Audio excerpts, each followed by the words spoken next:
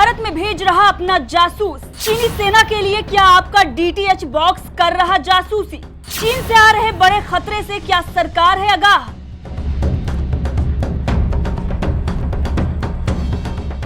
चीन नाम सुनते ही आपके दिमाग में धूर्त, विस्तारवादी, जासूस, साइबर आतंकी, डाटा चोर, ये सारे शब्द घूमने लगे होंगे। और जाहिर सी बात है कि अगर कोई आपको चीन पर भरोसा करने को कहेगा तो आप नहीं करेंगे। लेकिन अगर चीन अपनी पहचान छुपाकर आपके पास आए तो आप उस पर भरोसा कर सकते हैं। और ये बात चीन बहुत अच्छे से जानता है, इसीलिए वो यही करता है। तमाम कंपनियां हैं उसकी जो अपनी पहचान छुपाकर भारत में लोगों को ठग रही हैं और अपनी सेना के लिए जासूसी भी कर रही हैं।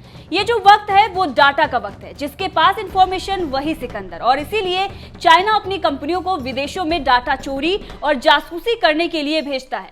और अब इन्हीं कंपनियों को लेकर बड़ा खुलासा हुआ है कि कैसे भारत में रहकर अपने आर्मी के लिए ये काम कर रही थी। खुलासा ये हुआ है कि जांग होंग, डीटीएम, जिसका चाइनीज नेम जियोझोउ है, ये दोनों कंपनियां जो हैं कुछ इलेक्ट्रॉनिक निर्माण कंपनियां हैं, जिनके बॉक्स भारत में कई प्रमुख एमएसओ, डीपीओ, डीटीएच द्वारा उपयोग किए जाते हैं, यानी कि इस्तेमाल में लाए जाते हैं। और इसके बारे में ये पता चला है कि इन कंपनियों के चीनी सेना के साथ संबंध है। और यह खबर विभिन्न साइटों पर भी उपलब्ध है, जो कि आप देख सकते हैं।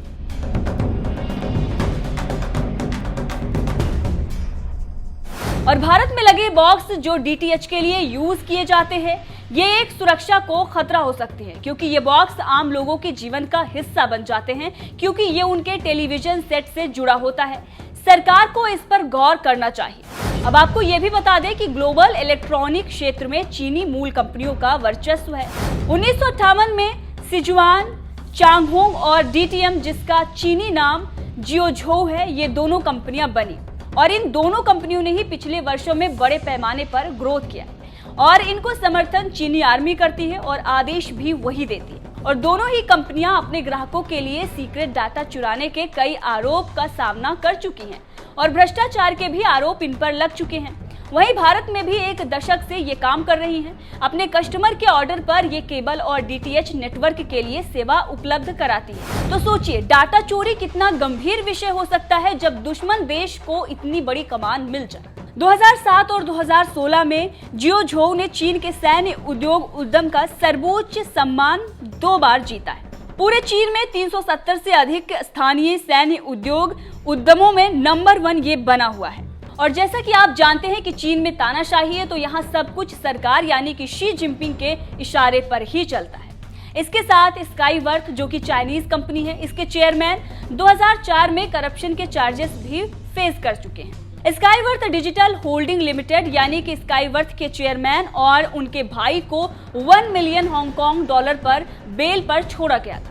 अब आपको ये भी बता दें कि कई कंपनियां भारत में जासूसी के अलावा टैक्स चोरी के आरोपों का भी सामना कर रही हैं और जिस पर बड़ा खुलासा भी हो चुका है। ये चीनी कंपनियां बड़ी संख्या में भारतीयों का डेटा चुराकर चीन की पार्टी से साझा करती थी। इसके साथ ही ये कंपनियां अपनी आर्मी यानी कि पीपल्स लिबरेशन आर्मी के लिए काम भी कर रही हैं।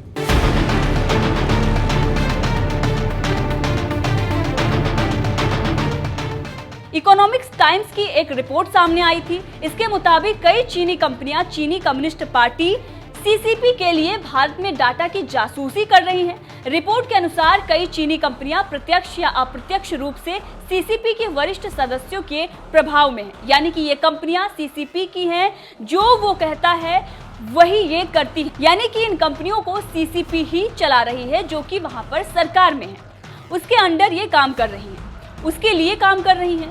मार्च में आई इकोनॉमिक्स टाइम्स की एक रिपोर्ट के मुताबिक टेलीकॉम, हायर एजुकेशन और स्मॉल फाइनेंस जैसे क्षेत्रों में चीनी संस्थाओं द्वारा सीधे या प्रॉक्सी तरीके से अवैध गतिविधियों के कई मामले सामने आ चुके हैं। रिपोर्ट में यह भी बताया गया है कि 1 दर्जन से अधिक चीनी ऐप लोन देने के नाम पर युवाओं को ठग रहे हैं। ये सभी लोन ऐप भारतीय एजेंसियों के रडार पर भी है, यानी भारत सरकार इन पर नजर रखे हुए है। और इससे पहले भारत सरकार ने कई चीनी ऐप पर शिकंजा भी कसा था।